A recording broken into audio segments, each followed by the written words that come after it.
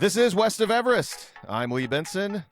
He is Grant Benson joining you on a glorious Sunday afternoon. We finally know where OU is going to be playing officially in the first round of the college football playoff, and we know who the Sooners will be playing, and it is a surprise to many, although it should not have been a surprise. And we'll talk more about that, obviously, as the show gets going. But hey, the most important thing is that Oklahoma is now officially in the college football playoff. It's been expanded to 12 teams for the first time. First time Oklahoma's been in the 12-team playoff. And the first time Oklahoma has been back in the playoff, man, since 2019. 2019. The time just flies on by. So it's a good day. And also, Oklahoma, Norman gets to host a college football playoff game. And that, we're going to have some time to talk about that. I am really intrigued to see how much the tickets are to get into that one, because I would imagine it's going to be quite expensive. Grant, good morning, or good afternoon, I guess. Good afternoon. Yeah, I almost said morning too. It still feels like the morning. I guess first and foremost, I will say, and we'll get into the full thing, but when they were announcing the bracket, it was just really nice to see Oklahoma's logo pop up there. And just after it's been 6 years since we've been able to watch that broadcast, like knowing that OU is going to be in it, but you're just kind of waiting for it to be official. And so it's nice to be part of the dance again, it's where OU belongs. That's where they belong. And if you want to include, the playoff era or whatever, this is their 5th time that they've been in the playoffs, which I'm pretty sure is still up there, like in the top 4 or 5 of programs that have been in it. And so it's a good day. We'll get to I will say, after all of the dust settled last night, all of the predictions that a lot of people were making ended up being wrong. I don't think anybody that I saw really had them playing Alabama in the first round of the playoff. And I have thoughts on it. Like, I'll be honest, I don't want to play Alabama again. I thought of the 3 possible opponents that they could have drawn going in.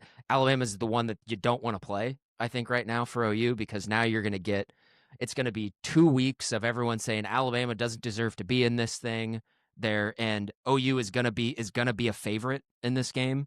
And that was the one team I did not want to see again. And so in that sense, I think it's a pretty tough draw, especially considering that, Notre Dame is the team that everyone kept saying, like, they would be the biggest favorites over Oklahoma in that scenario. And that's something I agree with. I think of those 3 teams, if you put a gun to my head, I think Notre Dame is the best team of those 3 teams, and they're excluded. And so seeing Alabama pop up, especially after seeing Miami pop up next after that, was a little disappointing to me, because I figured if Miami got into the field, I thought there was a pretty good chance that they'd be coming to Norman. And seeing that it was Alabama, and I want to be totally clear. I think, all things being equal, I think the committee got it right. They got the seeding right. The seeding is perfect. 1 through 12. They got it completely right. I just don't want to play Alabama. I don't at all. Like, I'm telling you right now, I do not feel good about that game 13 or 12 or 13 days out from when it's going to be played. I don't feel good about it. I mostly share your thoughts. The rematch against Bama, not ideal. Obviously, it's great that it'll be in Norman. Upside to the rematch with Alabama is that hopefully things continue to play out the way they have been playing out for the last 3 or 4 weeks, because what we saw yesterday in the SEC championship game were 2 teams that over the last 2 to 3 to 4 weeks have been going in different directions. And Georgia is hitting its stride at the right time, while Alabama has been playing some of its worst football since the start of the season at this time.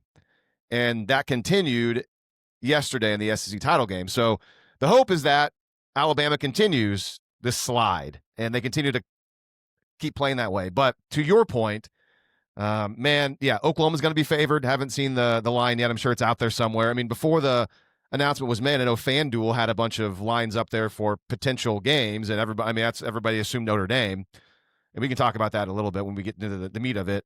So the fact that OU is going to be a favorite, don't love that, because Oklahoma has been, for lack of a better term, crapped on the last week by people that had no business really disparaging Oklahoma. in particular, we talked about the bear on the last show with Miami. Like, why are your sights set on Oklahoma when they should be set on Notre Dame, the most obvious one? Turns out that then that's the way it played out, and Miami is in. So there's that, and then also Bama getting boat raced is also not great for OU because, man, they got embarrassed. Everybody, and I think you kind of hit on it a little bit. I mean, everybody was, everyone's going to be saying they shouldn't have been in the tournament. Everyone's going to be saying they shouldn't have been there. Kalen DeBoer is still a great coach. Granted, he's 0-2 against Brent Venables. So, I mean, and hey, how about this, Grant? The third time Venables will have faced Kalen DeBoer now. I mean, it's only been 2 years. And for the third time that's happening, there's time off between the games. I mean, there's a little bit more time off between this one than the previous two, but that is so weird. I mean, actually, no, think about this. It's the exact same thing. Every time they've played Alabama, it's been before a bye week. This is the same scenario. It's Alabama, right? For Bam, well, yeah, I guess for Bam. Well, I guess it's true. So because OU have an extra week. It's their third time playing Bama, where they essentially have 13 days to prepare for them. That's what it is. And so here's what I think about Alabama is that. And I'm going to be like, this is something that you and I butted heads on, a month or so ago, but I was of the opinion that Alabama was nowhere near as good as the rhetoric suggested they were. I think I have, over the last month, have been proven to be pretty right about that. But they're still good. Their defense is still playing really well. If you go and look at the box score yesterday, like Georgia wasn't great on the offensive side of the ball yesterday. They didn't even have 300 yards of offense, despite Alabama going 3 and out like 6 or 7 times. Like Georgia's defense put Georgia's offense in a ton of great spots yesterday, and Georgia still wasn't like moving the ball at will or anything. So Bama's defense is still playing pretty well, even though I guess Auburn did kind of crease them a few times and did actually, find some stuff against them. But Bama's defense is still playing well. I think the number one thing in OU's favor going into this game is that the book is totally out on defending Alabama's offense. They cannot run the ball at all. They're banged up. And I think if you just sort of cover like their money routes, which are just sort of like those mid to deep overs over the middle of the field, they really don't got anything else in the tank. There's something going on with Ryan Williams. He's not the same. So I guess in that sense, I think OU's defense, if you take that, they may be able to tee off on Alabama just because Alabama is going to have to find something else on the offensive side of the ball that they haven't found this season yet so far. But also, Alabama's defense is really good, and OU's offense is not hitting on all cylinders. So I think this is going to be, I think this is going to be another game that, I honestly expect a game that's maybe just really similar to the last home game they just played last week. Probably. It seemed like Alabama's defense was given a lot more cushion to Georgia than I recall Alabama's defense really given much of the year. And I think Georgia was taking advantage of it. Now, granted, Georgia's a much better passing team than Oklahoma is right now. Gunnar Stockton has kind of figured it out over the year. So although they can't really throw the ball downfield though. Did you watch that? I mean, they threw where they were killing Alabama in the passing game was passes like behind the line of scrimmage or side to side where Georgia's receivers did a really good job of blocking it up and everything. And we know OU can't do that. So I think it sucks. Worst case scenario for OU in their first round opponent, I think easily by far. Maybe. Yeah, maybe. We'll see. I mean, again, if you're thinking, if you're put yourself outside of like our scope of us, like we're very close to OU. If you're an onlooker and you see how bad Alabama's played yesterday, I mean, you might be thinking like, oh man, Oklahoma's going to have a good shot to win that, even though everyone was saying, I shouldn't say everyone, a lot of people that don't like Oklahoma were saying, that's going to be an easy win for a team in the playoff. But yeah, OU being favored at home I guess it's only the Ole Miss game didn't go Oklahoma's way. It just, that game just stands out so much. And then Ole Miss is the best team in the SEC. So, we're gonna see in the quarterfinals. We're gonna see Ole Miss and Georgia. We're gonna see them rehash it back out this time. Well, it's gonna be at the Sugar Bowl. It's probably not gonna be much of that's probably gonna be a massive Georgia advantage, but that's neither here nor there right now. I don't know. We're gonna have 2 weeks leading up to this game, and it's a game that's already been played. And I think we've already sort of analyzed it to death, and we've seen it. And this is just not. It's going to be a lot of the same. It's going to come down to, I think, who is able to make like really nice contested plays in that game. That's what it's going to come down to. And we'll see if OU can sort of continue this late season momentum and maybe bury Alabama a little bit. But man, I would have loved, I mean, my dream scenario, and it started to become in my head really possible last night. I really wanted to see Miami come to Norman. I would have loved 2 weeks of the entire media picking Miami to win. And I do think OU probably would have, if it was Miami, they would have opened as a favorite, like a very short favorite, I think, against Miami. But it would have been bet to Miami, and everyone in the media would have been like, Miami's better than Oklahoma. And frankly, Oklahoma would have come out and would have absolutely embarrassed Miami's offense. That's what I wanted to see. And I'm pretty disappointed that we're not going to be able to see that, because I think Oklahoma's better than Miami, and I would have really liked to see that happen in Norman.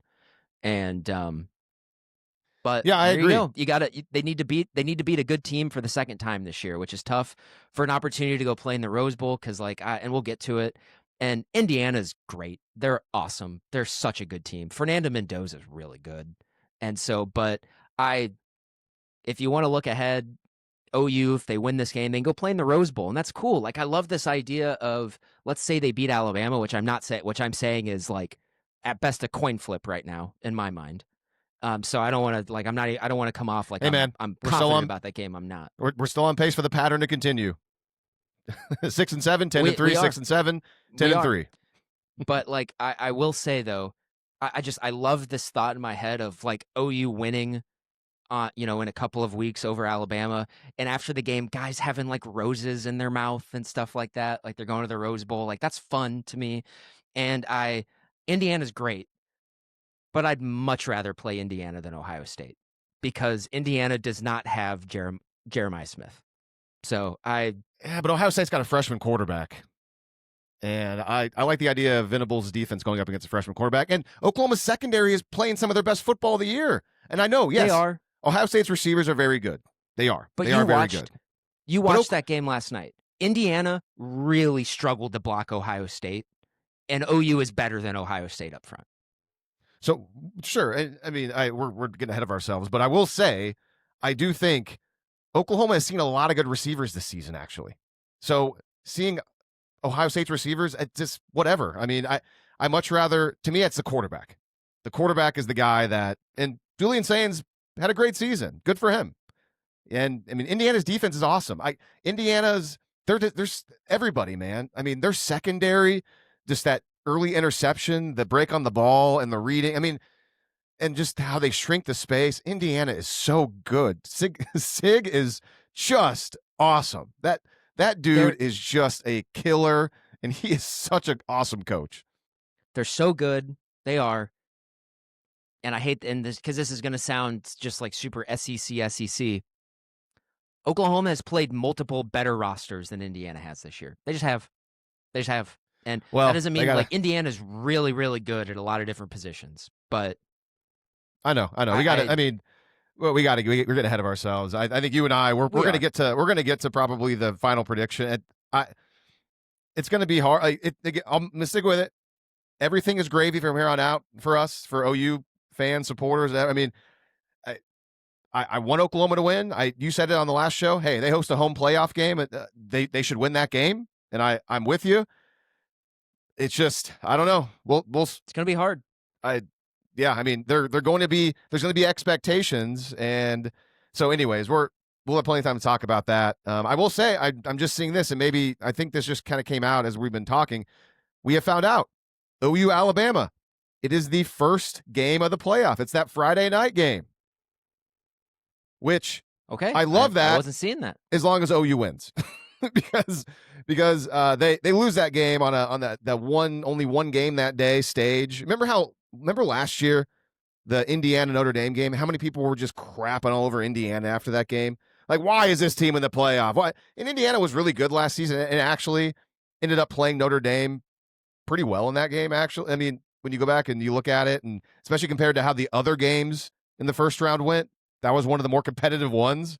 So that's on on the menu for OU. If they lay an egg against Alabama, everybody's going to be just, oh, what a joke! I can't believe it. They made the committee look right by keeping Alabama in. Alabama should have been in. They should never been a question. And so Yeah. but that's just kind of that's the risk reward of making the playoff, I suppose. So hopefully Oklahoma can take care of business on a primetime national stage on a Friday night. Gotta play better. And it's only 2 weeks. I mean, Alabama just played a game against a really physical team, and they were beat up going into that game. Like, Alabama's not healthy. And they're only going to get, I mean, because they're going to have to ramp up practice at some point in time. And so the guys who are banged up are going to have 9 days to kind of heal up and feel better and maybe get out for practice, whereas OU already has that full week in their back pocket. So in that sense, that's a good thing, I suppose. But gosh, I don't want to. That's the one game I didn't want to play. And so, because like I don't even know how to talk about it to make it interesting going into the game. The game's already been played. You have Alabama. They have the motivation factor of, hey, we lost to this team on our home field, so they're going to be extra motivated. But I hope that they're just still beat up and that they don't have enough time. They were motivated going into the game this season after getting beat by a bad OU team last year, and that, I mean, you said it was either on the last show or the show before that the game script for OU's win against Alabama is going to be pretty hard to replicate. I know some of our listeners, at least one of them, has messaged and said like, I disagree. Well, I mean, that's fine. It's just sure. I mean, I guess in theory, Oklahoma could get outgained again by a lot, and the defense could make a lot of plays, and they still could win. It's just in the history of football, it's not a very, I don't know what's the right word I'm looking for. It's not a common way to win games. I mean, it's. How about this? I think going into this game in a couple of weeks, John Mateer and the offense are going to have to put together at least 2 full-length touchdown drives against Alabama's defense to win the game. Yeah. At least, at the very, very least. And that didn't happen once in Tuscaloosa. Maybe theoretically, right? In Norman, it should be a tad easier.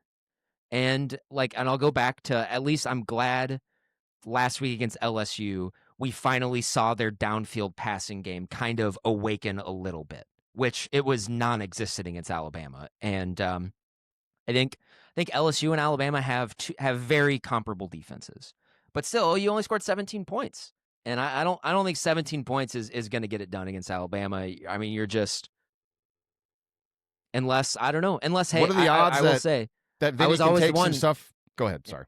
I was one who kept saying to you also, Ty Simpson, he's a good player, but he's not that good that everyone is like, and you just saw that against Georgia. He's pretty limited. That's what I was going to say is there a more of a blueprint that can help out Venables in the defense after what Georgia did? Because something that I noticed that I don't even know if Alabama hit on one of these plays yesterday. I don't remember Jeremy Bernard getting hit on a dig over the middle one time yesterday. Like, it just, I mean, his touchdown was a nice play, a little slip screen, but, and I mean, Ryan Williams had an okay game. I mean, Alabama was beat up pretty bad, but I don't recall the middle of the field being open or there at all for Alabama yesterday. And so maybe there's something on tape that Venables can show his team. And again, I'm playing a team for the second time. I mean, OU's defense knows Alabama's offense. I mean, and Alabama still can't run it. So please, that was a key to the game last time. Do not let Bama break off any of those big runs and get going. Is Jam Miller going to be available for the playoff game? I'm not sure what his status is. I mean, Jam Miller played against OU and he couldn't right. Yeah, Alabama's best back is Daniel Hill. So Jam Miller not being out shouldn't be that I think you saw a Georgia game plan where they did not respect Alabama's ability to run the ball at all, which was smart because they can't run the ball. And I'd be curious to go back and watch it because I wasn't paying that close attention while watching the game. But I wonder if that was all just like where we don't respect their ability to run the ball. So, and we know that the bread and butter of their offense are these deep digs and everything, and we're just going to bracket the hell out of that and take it away and see if Alabama can move the ball without those. And the answer to that question is no. And I also think it's interesting. Hey, how about this? Josh Cuevas, who was probably, I think, pound for pound, their biggest offensive weapon in Tuscaloosa a month ago. He did not play in the SEC title game, and he sounds like he's like pretty banged up. Like, so even if he were to play, which I'm sure he will play, at least give it a go in a couple of weeks, but he'll probably be pretty far away from 100%. Yeah, I was wondering where he was. I didn't catch it. He was out because I saw that another tight end made a play or two, and I was wondering where Cuevas was. And so, okay, that answers my question. So I'm looking at, and this is somewhat surprising. So a couple of books. So FanDuel, the line's out, and Bama's favored. Opening line, Bama's favored by 2.5. And I'm seeing on Bookmaker, which is an offshore book, Bookmaker has it at 1.5. So a little bit more respect for Oklahoma on that book. So interesting. We'll see. Does it sit at 1.5? Do people come in on Oklahoma catching the 2.5, or does it? I think if this goes to 3, you'll see some buy in Oklahoma because 3 is a key number.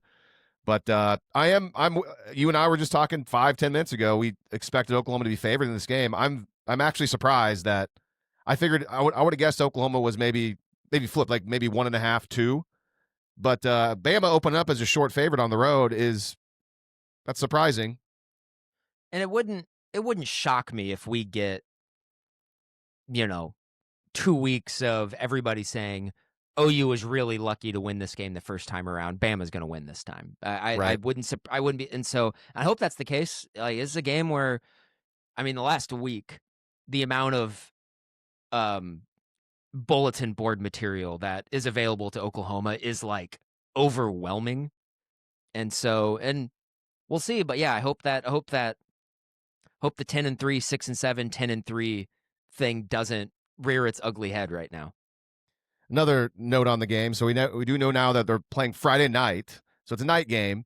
And man, I'm looking at the forecast for Norman on that day, the 19th, and it's going to be a beautiful day. The high in 12 days out could change. Yeah, they're pretty good at it. I mean, the high right now that day is 55 degrees and sunny, and not a whole lot of wind. The low, so the sun will go down. It'll probably be in the 40s, maybe even the high 30s. But right now, the forecast for that game looks great. And man, it's one of those things where last year when Bama came to Norman, the weather was chilly, but it wasn't really that bad. But I mean, OU. I mean, who knows how much the weather affected Alabama guys going and playing in some cold weather. Maybe I kind of wish it was a little bit colder because I think it's a big deal, man. Like these teams that play in the South, they never see any cold weather going into hostile territory where it's going to be colder in Oklahoma. But really, it looks like the forecast is going to be pretty pleasant. So probably won't And I be a was factor. also, I think I saw, and I'm not surprised that OU has the Friday night game. I looked, there's a weird peculiarity with that Friday Saturday schedule this year, whereas the first two, so the Friday night game and then the 11 a.m. game, those are ESPN ABC games, and it's TNT that has the afternoon and the primetime games. So I saw Dari Noka. He had like a Twitter thread saying that like he guarantees that OU is going to be either the Friday night game or the early morning because those are the ABC games. And he was like he basically said I'm pretty much certain that the TNT games are going to be the 11 and 12 games just because ESPN wants the higher rated games for themselves. So for OU, it was either going to be that Friday night game or it was going to be an 11 a.m. kick on Saturday. And I think we would much prefer to have the Friday night game. It's one less day for Alabama to recover. I guess if you want to get, super talk radio about it. But I think that's fun. They have that entire window to themselves that night, and that's going to be a big time game. So, and just looking ahead to the rest of the playoff, I think Miami, Texas A&M is an interesting game. I think OU and Bama are better than both of those teams. But those whoever wins that game has to play Ohio State, and that's not going to go well for either of those teams. So, I think that's interesting. Man, the 2 11-12 games are just oof. Those games are borderline unwatchable. I mean, the 11-6 game, we already saw that this year, and Ole Miss won by 35 points. And then James Madison and Oregon. That's going to be like a 42-3 type game. I mean, that's just not even going to be competitive.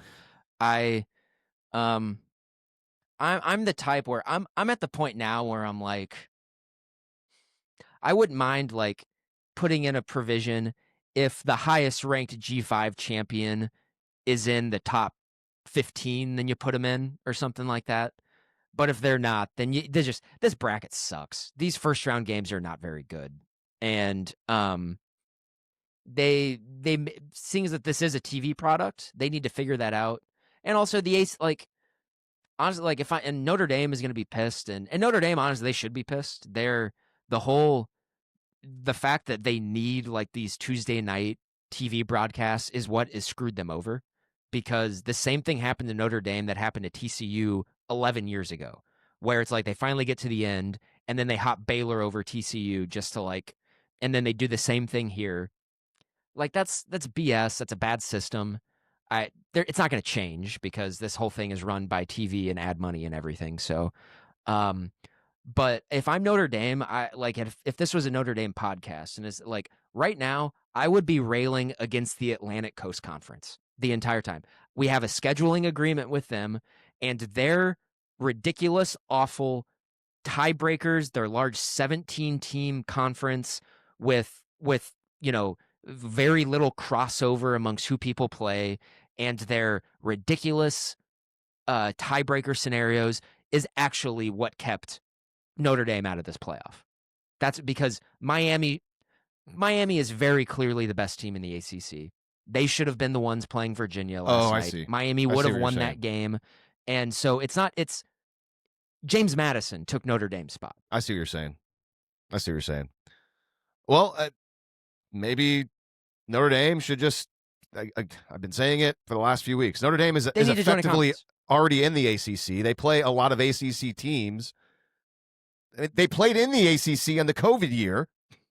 They joined them. So just do it. So yeah, sure. Okay, so let's get to you talked about the TV product, and that was actually pretty good. We did a lot on just OU Bama. I honestly did not expect that. So I think it's super interesting. I don't know if we want to start with just the fact that they didn't unveil the bracket until about 25 to 30 minutes in. Honestly, I was surprised it took that long. I figured it would be within the first 15 minutes or so. It's dumb. I know that you have very strong thoughts on it. It happened. That's what it is. We're here. It's over now. But yeah, it's been a while since we've had a reason to tune into this show, and I haven't tuned into any of the Tuesday shows. I don't care. I don't care to watch any of that. So I haven't actually sat down to watch the playoff show in years, and so it was just a reminder. I was like, oh man, this is so bad. But they have to do it because they got to make money. It was like that the other 4 times they'd been in the playoff, and like so that's what I was texting back with you and Brady, where I said, I forgot how insufferable this is. It's awful. It's just, and so and you're right. It's not going to change. They need they know that this is there's going to be a lot of eyeballs on there. They need to have, they know, I'm sure by far the most expensive ads that can be bought are the ones between the first commercial break and when they're going to do it. And so it's like and I'm sure for the entire year, they've been like selling these ads and like, I get it. It's not going to change. But as a guy who, you used to work in TV media, and I consume a lot of this stuff. To me, the biggest takeaway from is just that's a terrible television show. It's awful. It was like the first 18 minutes before they got to the first commercial was dreadful television, awful TV. And at least like, if you're going to do it like this, at least make it good TV, please. Like these are smart people in this room. Make it good TV. So why do you say it was awful TV? And I'm going somewhere with this, but because all of it was very obviously just designed to waste time, to get to get as many eyeballs on there as humanly possible, so that the advertisers can be satisfied. Which is, I get it. That's how the world works and everything. You can do that while also making good television product. Ixnay the reporters at the different sites. No one cares. It's awful TV. The first 18 minutes of that should have just been, if you want to do it, Like, make it super low com denom talk radio stuff. It essentially, like, they bring freaking Pat McAfee in there. I don't know. And it should be McAfee, Herb Street, and Saban talking. And that's it. I don't care about Joey Galloway. I don't care about Greg McElroy. They don't say anything interesting ever. Well, Kirk Herbstreit doesn't either. I could not care less about Kirk Herbstreit's opinion on anything. I think okay. So at least put interesting people with interesting things to say on there. No one cares about the 5 different reporters at different places. It's dreadful TV. It's awful. And so you're exactly right. It's all designed to waste time and get you to that first commercial break. And it's almost like it's the target audience for that is somebody who has not watched or paid attention to any college football all year. So, but the thing is, 99.9%, if not every single person watching that show, is aware of every single scenario. We know it. We have our mind made up. So you're just saying things that we already know over and over and over again. And that's why it's such bad television for you and I and most people, because we already know what all this stuff is. So if our mom sat down and watched, she'd be like, "Oh, I didn't know all that stuff. Okay, that's interesting." Like, I mean, maybe she wouldn't say that, but at least it would be new to her. And then, I mean, they had somebody out at Duke's facility. Like, are you kidding me? What a joke that was. Like, and I mean, what's Manny Diaz supposed to do? Of course, he's got to have the politic. You can't say, we're not going to be in it. But you're not going to be in it. It's you're 8-5. I mean, sorry, that's just sorry, you're not going to be in it. So I agree with you. Maybe the way to do it is all the whatever the most controversial storylines going in that everybody knows about. Maybe the way in that first 15, 20 minutes, everybody make a case for each team. Like, what's the best case for each team? And then do like pros and cons. Like, oh, they're saying this. And so like you get every single argument out of the way.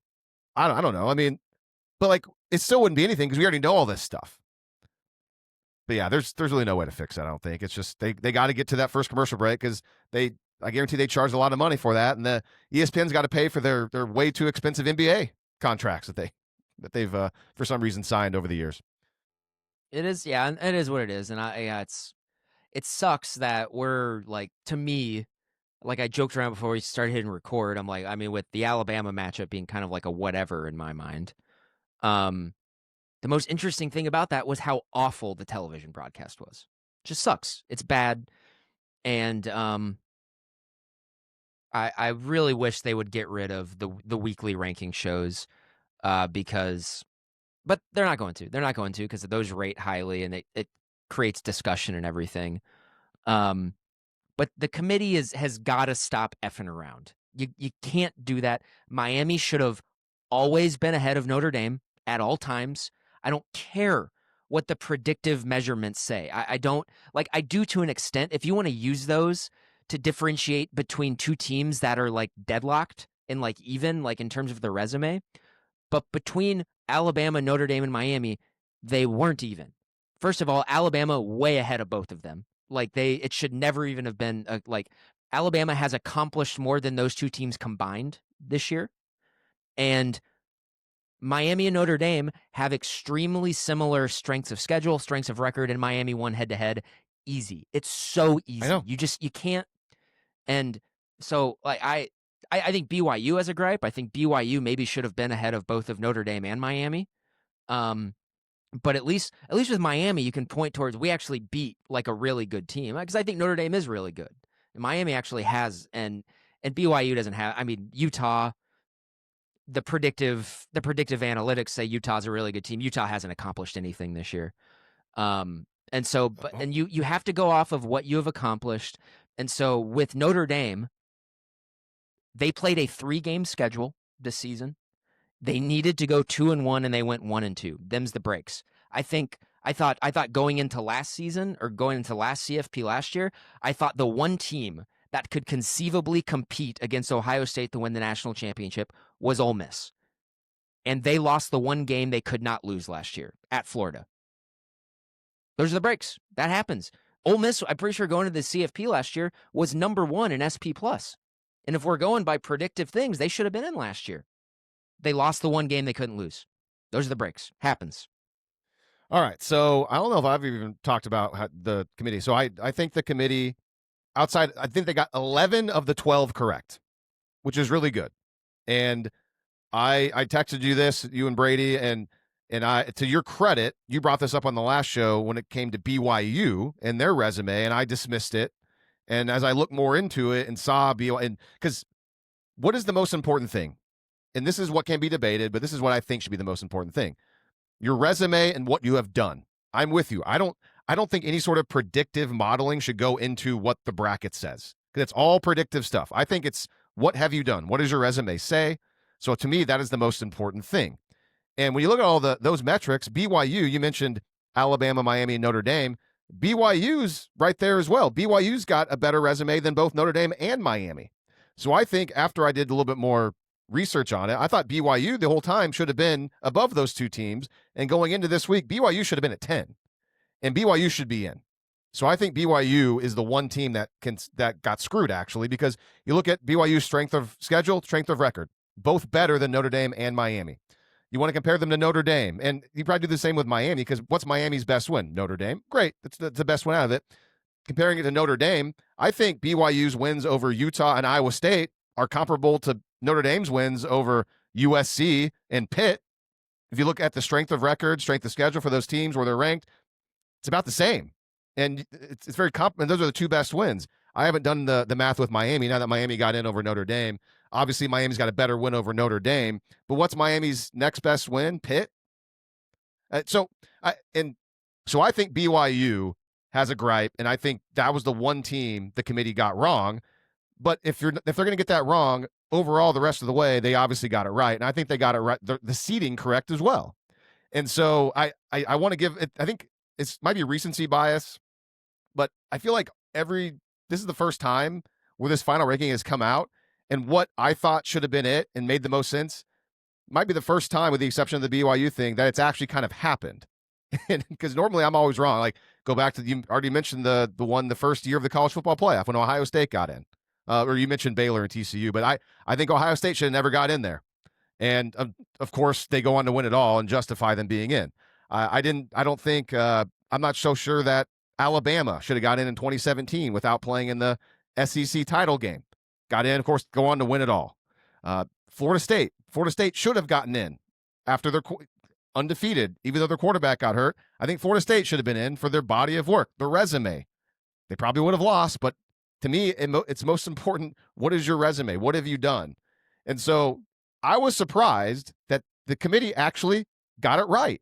And when I saw that it was Indiana 1 and then Ohio State 2, I thought, and I texted you and Brady, that that's a good sign for Alabama. And what I meant by that is the committee putting it at 1 and 2, Indiana, Ohio State, was that they were signaling that the conference title games, it was a situation where you could benefit from a win, but a loss, you're not going to be punished by a loss. And in that scenario, okay, technically Ohio State lost and moved down a spot, but you had to, because both those teams were even, same exact record, same exact number of games played, and Indiana won the head-to-head. So it wouldn't make any sense in the world if you still left Ohio State at 1, Indiana at 2, after Indiana beat Ohio State. But the fact that, for example, they didn't put Georgia above Ohio State, which I think a lot of people assumed that was going to happen because Georgia won the SEC. To me, it signaled, oh, they're actually saying, you know what? All these conference championship games, it's an extra game that these teams earned because they had a great season. And there's other teams that didn't earn the right to play in a conference championship game. So why should those teams benefit by sitting on the couch? And that's exactly the way. They did punish BYU though, because Miami vaulted ahead of them. And that's so the committee continues to be. They continue to not. They do themselves a disservice. That's a great point. I was going to get to that, and I probably would have forgot, because I was texting you guys, hey, have you seen the final rankings? They're finally out, and they did. They did drop BYU. And it's like, you have to keep it consistent, guys. Why are you so bad at this? And so I put out a tweet. I think, I think this is for the most part right, minus BYU, but the committee only has themselves to blame for any sort of perceived corruption or bias for how that they've done it, because the Miami Notre Dame thing was the entire year. Alabama should have been ahead of Notre Dame and Miami the entire time, and Miami should have been ahead of Notre Dame the entire time. It's just they put themselves in this weird spot, and so it's their fault. But in the end, with the exception, again, I think BYU got hosed. They got it right, which I'm shocked by because typically there's always, I guess technically they got the one. I still think BYU should have been in, but of the two, I mean, they got Miami over Notre Dame correct. They got it right, and good for them. And this will be my final point before I got to get out of here. But and this is like I think I'm just sort of, this is probably motivated reasoning. You're trying to find anything to justify this stuff. And here's how I would justify this if I'm the committee head chair. The teams that ended up getting an at-large bid have proven that they are capable of beating a team that is in playoff contention. Notre Dame didn't do that. BYU didn't do that. Miami did do that. Alabama did do that. Oklahoma did do that. And maybe, and it's like I basically tuned out after, so I'm sure they interviewed the CFP head and everything like that. But I think that is what you would have to say. But also, you're right. They paint themselves into a corner with those weekly shows and them not thinking ahead and seeing where this could go. And it's just like, it's not that hard. They need someone in there who is not like, and I think they do have people in there who aren't athletic directors, but they need people in there who, like, frankly, are in the fight every single day and understand how this stuff works from week to week. And I think these people are kind of shielded from that stuff. I genuinely do. They don't have the same conversations that college football sickos have. You just cannot convince me that they do. And it is what it, and like you say, it's maybe like kind of around the first time they've gotten it right. I mean, they got it right last year, but last year was super easy. There was a lot of teams who lost a lot of games last year. So it was pretty easy to slot people in last year. Sure. No, you're right. I mean, I'm thinking in terms of like times, like whenever I had like a super strong opinion or a thought, I don't think I cared at all what happened last year. I don't even remember. But I agree that BYU probably should have been ahead of both Notre Dame and Miami, because throughout the course of the season, like even during those ranking shows, the committee pretty clearly thought Utah was like a really good team. And I mean, BYU beat Utah, and that's definitely, I think Utah and USC are probably very comparable teams in terms of quality. So I do think BYU and Notre Dame have similar best wins. And then after that, I'm sorry, Notre Dame's second best win is Pitt. Notre Dame's schedule after their first two games was a freaking joke, and that's why they're not in this thing. It was like I've kind of been going back with some of my friends there, and and they're Big Ten guys, and they hate the SEC, and they both thought that Alabama should have been out. And I said Alabama played more losable games this year than Notre Dame and Miami combined. And they thought that they think that's kind of ridiculous. Like, what's a losable game? And it's like, I'm just saying Alabama's schedule was way harder. They had a much more difficult path. And that's how it is. You have to reward those types of things. And that's the last thing I would hit on is, OU, the voice of the Sooners, Toby Rowland, put out a tweet yesterday that I replied to, and he said, hey, it's not crazy if this game, when Alabama and Georgia were playing, and Alabama was down 14-0, and Toby said, hey, it's, to some extent, I'm paraphrasing, hey, you got to really think about putting Alabama out of the playoff if this game continues and they lose. And so I said, Toby, counterpoint, if Alabama and OU were swapped out and OU was down in this game, would you have the same opinion? And Toby said, hey, he's like, hey, if OU had lost to a 5-7 Florida State and got upset at home, then yeah, I'd be really worried. Okay. My point of that is you cannot dock a team that earned their way into a conference title game when they're already in the playoff, and Oklahoma and Ole Miss and Texas A&M are just sitting at home and they're already in.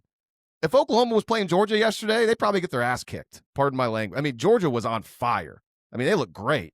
I don't know. Maybe OU beats Georgia. Who knows? But there was no risk for Oklahoma there. There was risk for Alabama. You cannot. They played an extra game because they had a great season and earned their way into an SEC title game. And so I don't understand the argument that it's a very, to me, it's like a happening right now thought process of like, oh, I'm seeing this, therefore they don't belong to be in there. Well, should Alabama have just been like, hey, Notre Dame, we're gonna do you mind? Do you want to just go play Georgia? We're gonna take a seat on the bench and then be in the playoff when the rankings are announced because we're already in right now. So how about do you want to go play Georgia instead? Get a chance to win and get in? That's essentially what you're saying if you leave Alabama out of that game. And I know some people have made the comparison to I think 2017 when Alabama got in without playing in the SEC title game. I think Auburn lost to Georgia or there's something in there where it's to me it's you Auburn can't lost compare to Georgia and the Big Ten champion had 2 losses. right. But to me, you can't really compare the 12 team and the 4 team because it was different parameters because there's and also I don't think Alabama probably shouldn't have been in. Like they got rewarded for just sitting out. So like I'm consistent. I don't think you should get rewarded for just hanging out on the couch like that. Yeah, Ohio State should have gotten in with the 4 seed that year. Because they were the Big Ten champion in it. But that's so.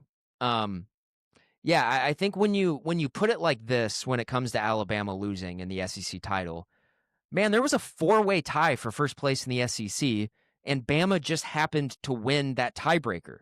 Ole Miss and Texas A&M could have gotten in if they just would have played one different team, I guess, in their slate. And so, like, one loss, A&M or Ole Miss, they get into that, and they lose 28-7 to Georgia. Those teams are still in comfortably. Nobody is having that discussion. And if Alabama is there at 10-2 not playing, they're in comfortably because they're in the same position as Oklahoma was, where it's like they were. And so it's I agree with you. Like, I was of the opinion, I was like, I think there's a chance that they could leave Alabama out. I don't think it would have been right. I don't think it would have been, but I started to feel that maybe there was a chance it could happen. Well, because they did. Talk, they got their all the talk, they got their all the butts emotional kicked. talk. Yeah. And the only good thing that could have came from that, if they left Alabama out, that people were pointing out, that if they do away with the conference title games and we start moving closer to a 2014 playoff, like I've wanted forever, then great. Then if that's collateral damage, awesome. It shouldn't matter. They should get rid of them anyways. I mean, like they're not necessary. The last thing, and a couple of OU people were like agreeing with Toby of like, hey, like you can't compare it. Like OU, you can't compare this because OU's not in it. And with the implication being that OU and Alabama are different, OU won. And my rebuttal is no, OU and Alabama's resumes are pretty darn close. Like they both played an incredibly difficult schedule and they're both have the same exact record. They both have some really good wins. You could argue that Alabama's got more good wins in Oklahoma. Vanderbilt, Missouri, they do. They beat Tennessee, Georgia and Vanderbilt. Georgia. And so it's the last thing, it's an example of college football fans are the most irrational, illogical, emotional people out there in sports. There's no competition there. And if you don't understand what I was trying to put out there, that's kind of on you. And I know that another friend of the podcast, our friend Jared, was like, so they're just putting 3 lost teams in the playoff now. Well, if all you care about is losses, then sure, I guess like you'd be mad about that. But then Alabama should have just sat out yesterday and be like, hey, Ole Miss, can you take our spot? We're just going to sit down here. Like it doesn't matter they lost 3 games. They played an extra game. And so I'm happy that when it came down to it, the committee did the logical thing. And also you pointed this out earlier, Alabama, Miami, and Notre Dame, the resumes aren't even comparable. Alabama's is so much better. So it's not even an argument. And to some extent, BYU's resume is still better than Notre Dame and Miami's. Wow, what a bunch of fun debates. All right. That's all I got. We got 12 days to talk about this rematch and all the fallout of Notre Dame not getting in and BYU not. Really wish they were playing Miami. That'd be way more fun. Oh yeah, the last thing I'll add is everyone's kind of a catch-all. I saw some OU beat reporters and people around OU with polls last night. Like, hey, who would you want Oklahoma to play? And it was, Miami, Notre Dame, A&M. I don't even know if people put Alabama in there because everyone didn't expect them to play Alabama. And I see like a lot of these polls, people were picking Notre Dame. Are you crazy? Are you people crazy? No, you want Oklahoma to play. If they could have picked their opponent, they wanted to play Miami. I just found that. I mean, I guess although anyways, you're going by the predictive analytics of those 3. Alabama's the worst team right now. So in fact, I don't know when the SP Plus stuff is going to come out, but after that game yesterday, like I said, and I like SP Plus, and SP Plus was like one of the predictive analytics that gave OU like a really good chance to win in Tuscaloosa. They did. And I think, going into this week, Alabama was 12th in SP plus, OU was 13th. My assumption is that Alabama will drop in that. And I think per SP plus, I think OU is probably going to be about a field goal favorite in all likelihood. So we'll end of those, of those three teams, Alabama's offense is per SP plus is by far the worst one. So, although I think Alabama has more weapons than Miami does. Miami has one weapon, but we'll see. Not super excited for that game, unfortunately. But maybe as we get closer to it, it'll start to, because that one's gonna feel much more like a God. I just want to survive this game. Whereas if it was against Miami, in my head I'd be like, I'm trying to get down there because I'm freaking out for blood, type thing. All right, guys. Hope you are just as excited as we are for a home OU playoff game. That's really cool. And, of course, we'll be back at some point. Middle week show? I guess I don't know. Maybe we'll see. Maybe TBD. we might take a bye week. We'll see what happens in the world of college football, if anything gains our interest to talk about here in the middle of the week. So until whenever it is, until next time, for Grant, I am Lee. This is West of Everest. If you enjoyed this episode, make sure you subscribe to the show. And if you want to help us spread the word, please leave us a 5-star review. And also, tell all of your friends who are OU fans about West of Everest.